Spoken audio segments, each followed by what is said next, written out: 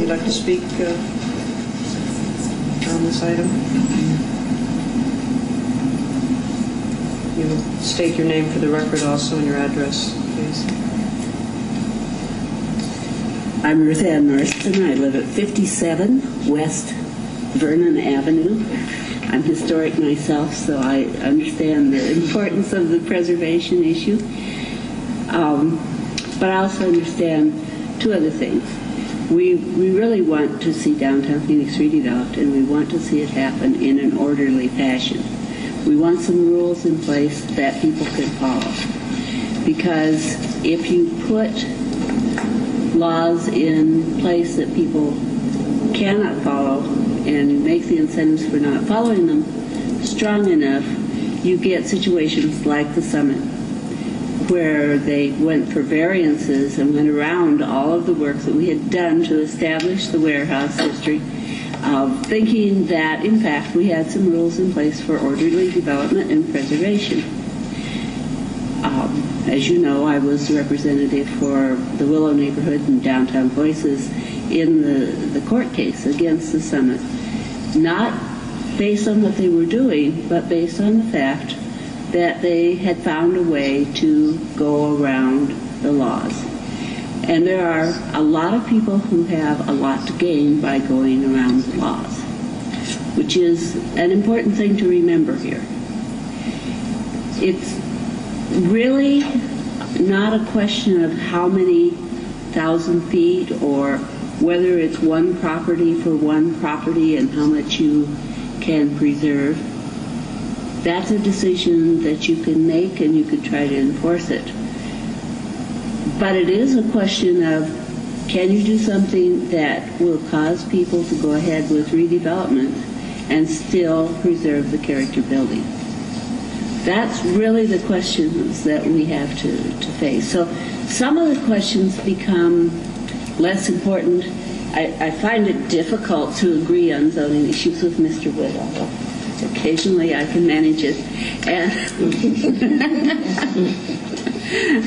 usually when I see him, I'm on the other side of the table at the Encana Village Planning Committee, and it's somewhat more problematic.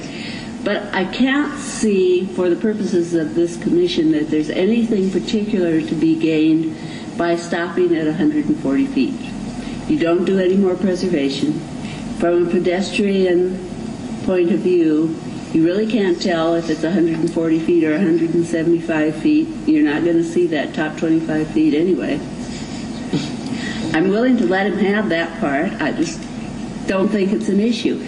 I really think the issue comes down to, and I think that I represent a lot of people that think the issue comes down to, can you make a rule that will cause developers to actually preserve and reuse these character buildings?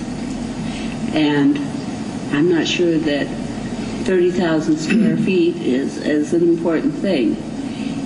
I'm not sure that it's a question of how big the character building is, because what they really have to look at is what could you do with the lot that it's on. So it's how big is not the footprint, but the entire lot. When you preserve the facade of that building, you're taking that lot out of play. I don't know if you can do it this way or not. I wish you all kinds of luck with it. But the important thing I want to say to you is I don't think you have anything to gain with fighting about whether it's 140 feet or something else.